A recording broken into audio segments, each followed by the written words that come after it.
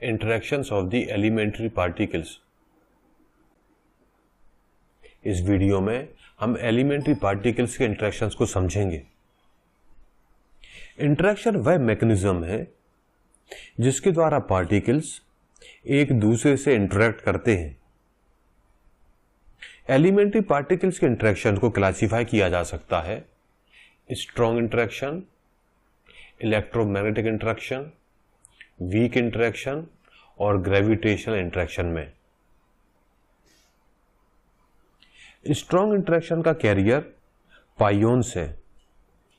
Electromagnetic interaction से photon associated है। Neutrino weak interaction के कैरियर है, पर ग्रेविटॉन ग्रेविटेशनल इंटरेक्शन के कैरियर है।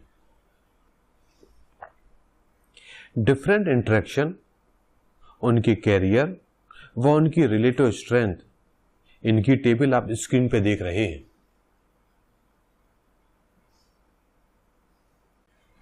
अब हम इंटरेक्शंस के इंपॉर्टेंट पॉइंट्स को देखते हैं। आज भी स्ट्रॉन्ग और वीक इंटरेक्शंस को अच्छे से नहीं समझा जा सका है। ग्रेविटेशनल इंटरेक्शन के कैरियर ग्रेविटॉन को भी नहीं समझा जा सका है। यह एक काल्पनिक पार्टिकल है। जिस इंटरेक्शन को पूरी तरह से समझा गया है वह है इलेक्ट्रोमैग्नेटिक इंटरेक्शन।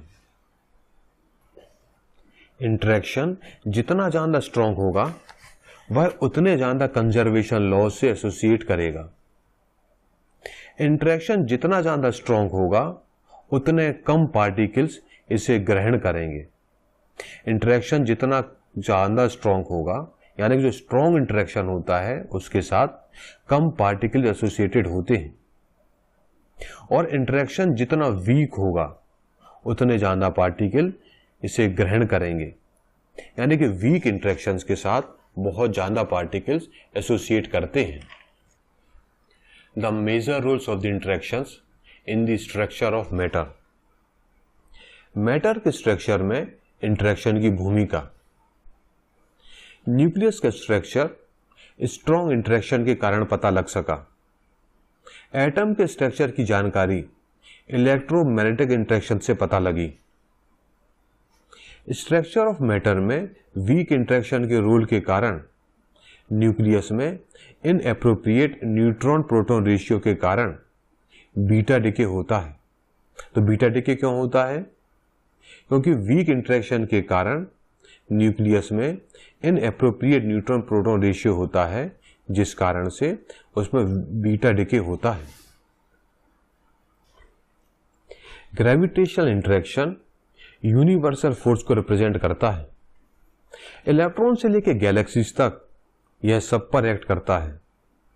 मनुष्य व उनका एनवायरमेंट, उसकी हर एक पहलू से यह जुड़ा हुआ है और यह बहुत ही इंपॉर्टेंट इंटरेक्शन है। मैकेनिक्स की स्टडी के दौरान ग्रेविटेशनल इंटरेक्शन की भी स्टडी करनी पड़ती है। ग्रेविटेशनल इंटरेक्शन का डोमिनेंस, यानी कि ग्रेविटेशनल इंटरेक्शन का प्रभुत्व। स्ट्रॉन्ग व वीक इंटरेक्शन की रेंज लिमिटेड होती है। वह देखा जाए तो बल्क में मैटर भी न्यूट्रल होता है।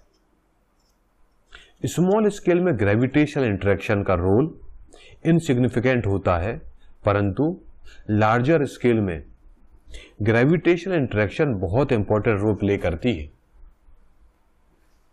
इस वीडियो में हमने एलिमेंट्री पार्टिकल्स के इंटरेक्शन को समझा। यदि आपके कोई डाउट है या क्लैरिफिकेशन है तो आप स्क्रीन पर दिख रहे मेल के थ्रू कांटेक्ट कर सकते हैं।